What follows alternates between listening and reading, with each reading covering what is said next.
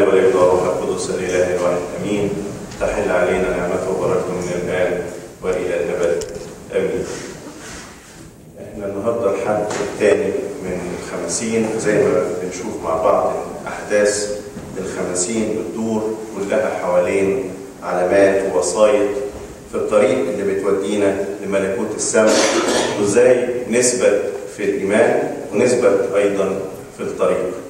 زي ما شفنا الحد اللي فات حد توما كان ازاي بيكلمنا عن ان نثبت في الايمان. النهارده بيكلمنا انجيل النهارده من يوحنا 6 عن انا هو خبز الحياه. وفي الحقيقه برضك في فتره الخمسين، يعني لما نقرا كده في اعمال الرسل في الاصحاح الاولاني الايه 3 بيقول لنا معلمنا لوقا في اعمال الرسل: اراه نفسه حيا ببراهين كثيره بعدما تألم وهو يظهر لهم 40 يوما ويتكلم عن الامور المختصه بملكوت السماوات.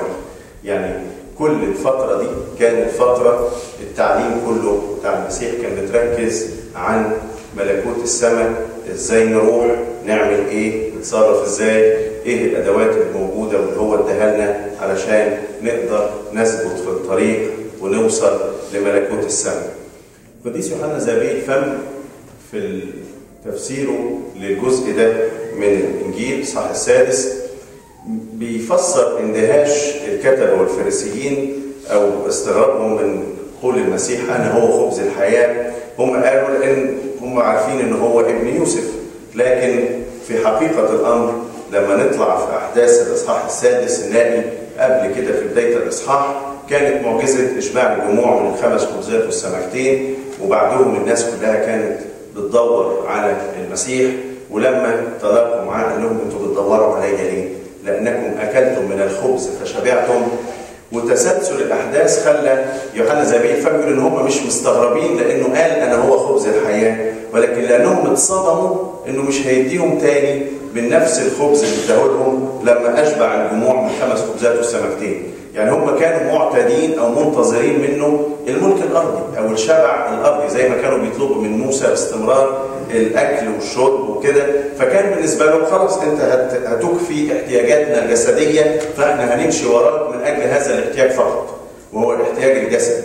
وبالتالي الاحتياج الروحي اللي انت بتقوله النهارده انا هو خبز الحياه، ده كلام يعني ما ياكلش عيش، يعني لو هنقولها بطريقه بسيطه يعني كلام كده مش هياكلنا عيش، لكن كلام هيغذي ارواحنا واحنا يعني مش مستسيغين النقطه دي. ودي نقطه تخلينا نلفت نظرنا كلنا، يعني احنا بنتواجد في الكنيسه وبنسعى دايما في الصلوات وفي الطلبات وفي الابتهالات وفي كل ده، فاحنا بنعمل كل ده ليه؟ هل بنعمل ده كله عشان عندي لسته طلبات؟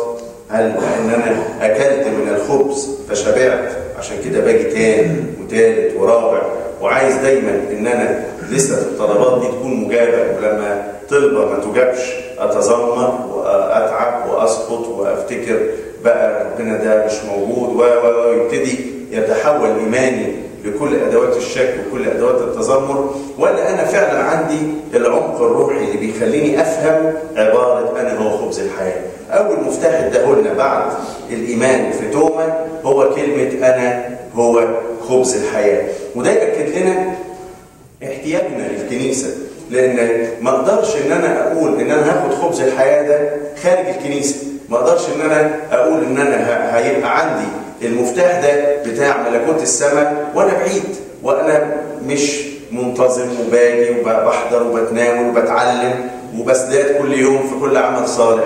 مستحيل ان انا اقول ان انا هقدر اعمل ده وانا بعيد عنه. فببساطه لو اتقدمنا شويه في الاصحاح السادس يقول السيد المسيح ان مشيئه الذي ارسلني ان كل من يرى الابن ويؤمن به تكون له حياه ابديه وانا اقيمه في اليوم الاخير.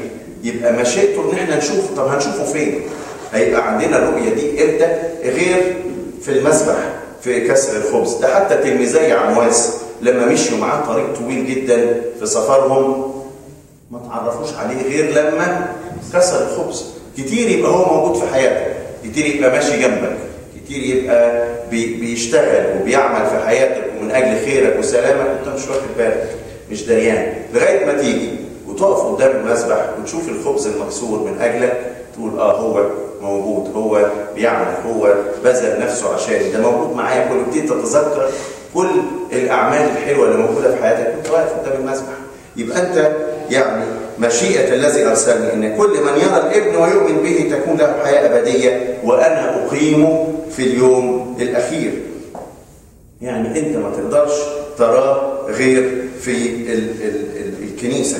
وبرضك لما بيقول لك إن جسدي مأكل حق ودمي مشرب حق، ده شيء مش خيالي، مش شيء رمزي، مش حاجة كده يعني بنشاور عليها من بعيد وهي مش حقيقية، لكن دي حاجة فعلا، حاجة واقعية، حاجة احنا بنعيشها وبنؤمن بيها ودايما تكون في ذهننا ودايما احنا بنتعامل من خلالها. يبقى انت بإيمانك بتعليمك جاي علشان تتقابل مع المسيح، جاي علشان يكون ليك الشبع الروحي. بس عشان يبقى عندك شبع روحي لازم تبقى يعني شايف هل انا عطشان؟ هل انا جعان ان هو يشتغل؟ هل انا عندي اشتياق القلب ان هو يشتغل جوايا ولا لا؟ فده نقطه لازم تشتغل عليها، لازم تحضر قلبك وتجهز اشتياقات قلبك ان هو يجي ويسكن فيها، والا مش هيكون ليك نصيب في ان انت تتمتع باللحظات دي. وابسط الحاجات يعني نلاقي مثلا خميس العهد بيجي كل سنه، وسهل جدا ان احنا نعرف تاريخ خميس العهد ده في النتيجه، ونقدر نعرف امتى يوم خميس العهد وامتى يوم الجمعه العظيم. كم واحد بياخد اجازه اليوم ده؟ كم واحد يقول يا رب انا هاخد اجازه في يوم خميس العهد وفي يوم الجمعه العظيم عشان اجي اقضيهم في الكنيسه ويكون ليا معاك الشركه دي واتمتع بيك؟ كم واحد بياخد اجازه علشان يروح يعمل خلوه او يعمل حاجه روحيه في حياته، يروح يقعد كم يوم كده في الدير، مش عشان يقابل الرهبان ولا يقابل الاسقفه ولا يبقى له العلاقه الشخصيه او الانسان، لكن يبقى له العمق في الصلاه وكده الاجتهاد الروحي جوه المكان. يبقى عامل كده تدريب ان انا عايز اروح علشان اصلي، احضر العشيه والتسبيحه والقداس، ويبقى عندي قراءه روحيه، ويبقى عندي عشره كده معاه خلال 3 ايام انا واخدهم اجازه من شغلي. كم خادم بياخد اجازه لما بيبقى فيه مؤتمر من اجل الولاد؟ كم واحد بيبقى فعلا حاطط النتيجه قدامه وعارف وحاطط اولويه للايام اللي هيتقابل فيها مع ربنا؟ لا، دي نمره واحد. يعني انا مش لازم ان انا في اجازاتي يبقى له ربنا العشور بتاعه على الاقل من اجازاتي. كتير عندنا يقول لك انا الاجازه بتاعتي هروح المكان الفلاني وهعمل كذا، وهفكر للاجازه اللي فاتت من الاجازه اللي جايه، وهرتب وهنعمل كذا وهروح المكان كم مره رتبت اجازه تقضيها مع ربنا؟ كم مره قلت انا هاخد الاجازه دي علشان اصلي، هاخد الاجازه دي علشان اخد خلوه في الدير؟ ده هو ده تحضير نفسك، هو ده اللي انت بتعد كده تقول انا عايز اروح اقابله، فانا كده رتبت وحضرت وجهزت وعايز اروح اتقابل معاه. يبقى انت كده فعلا محضر نفسك.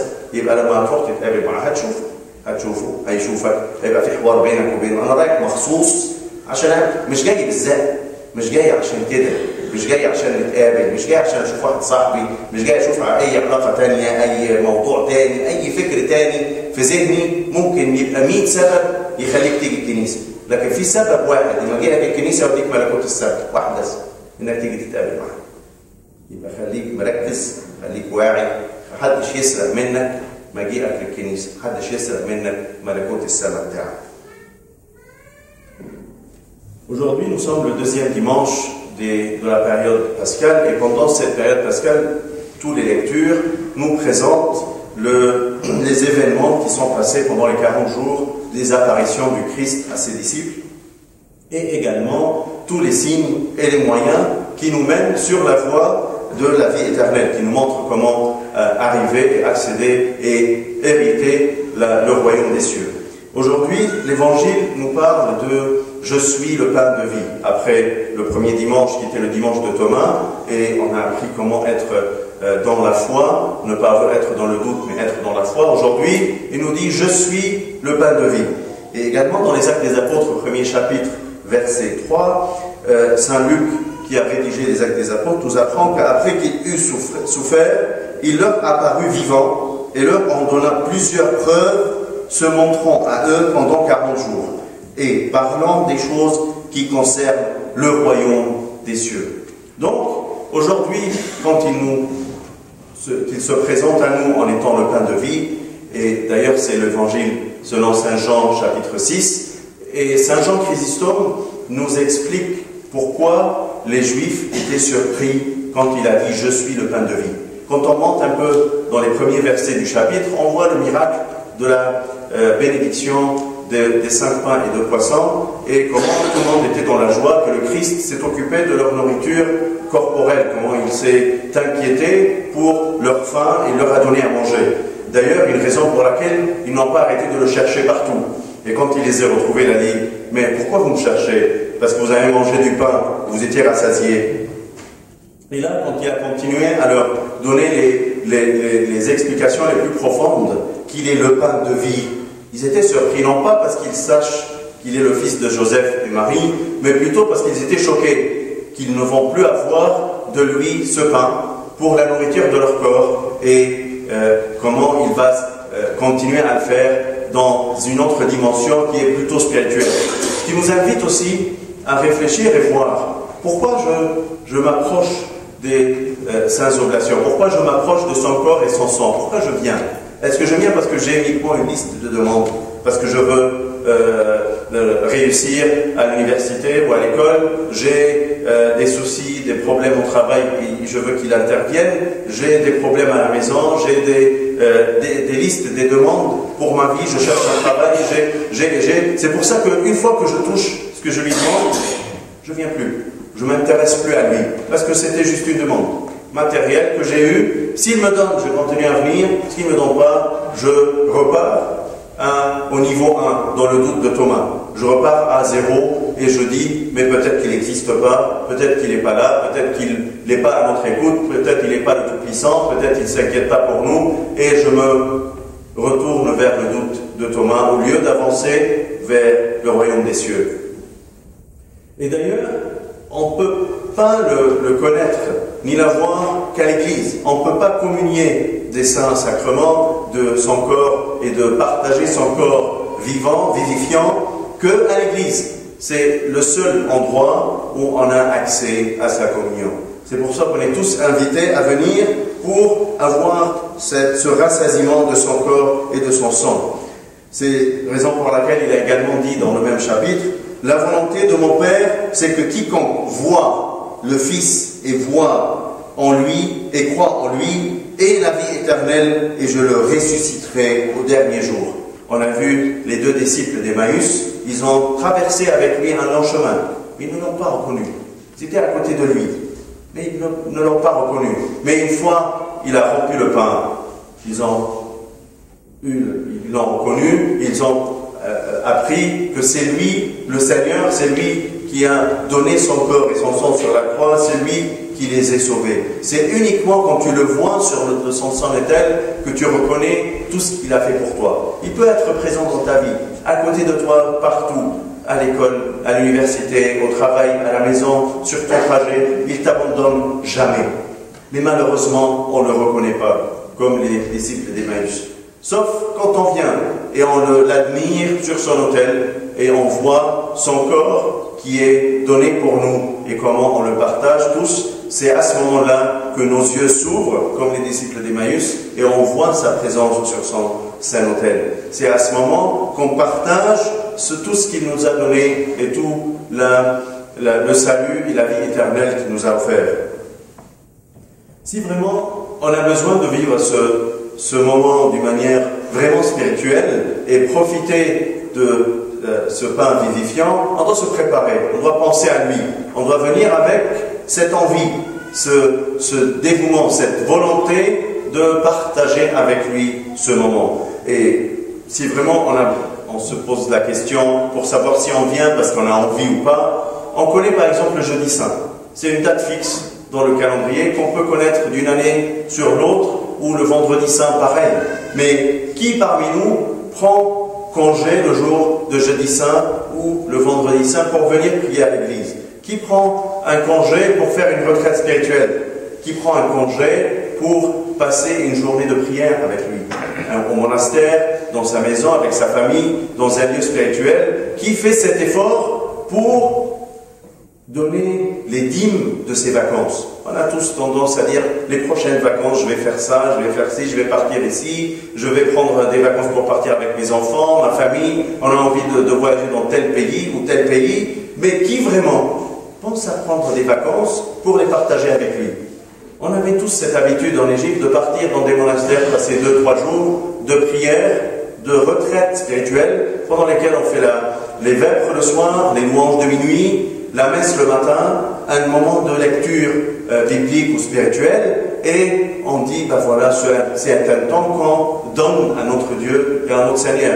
Quel serviteur prend vraiment des vacances pour partir dans les conférences et les retraites qu'on organise à l'Église? Combien de personnes vraiment notent ces dates d'une manière prioritaire dans son calendrier, et combien le met à la fin? Quand j'ai rien à faire, je vais venir. Quand j'ai plus rien, il n'y a pas d'événement intéressant, il n'y a pas une sortie, il n'y a pas des amis, il n'y a pas, je viens. Peut-être je vais rencontrer quelques personnes à l'église et passer du temps. Qui vient pour le rencontrer et qui vient pour plein d'autres raisons? Peut-être il y en a beaucoup de raisons de venir à l'église pour faire des choses et passer du temps. Mais il y a une seule raison qui nous mène vers le royaume des cieux. C'est de venir pour le rencontrer, pour l'avoir, pour le manger, pour se communier, pour communiquer avec lui, pour hériter cette vie éternelle qu'il nous a promis et qu'il nous a offert. On a vraiment besoin de réfléchir avec Saint Jean Chrysostome et dire, est-ce qu'on vient uniquement pour d'autres raisons que lui, ou on vient pour communier et pour le communiquer avec lui et hériter de cette vie éternelle?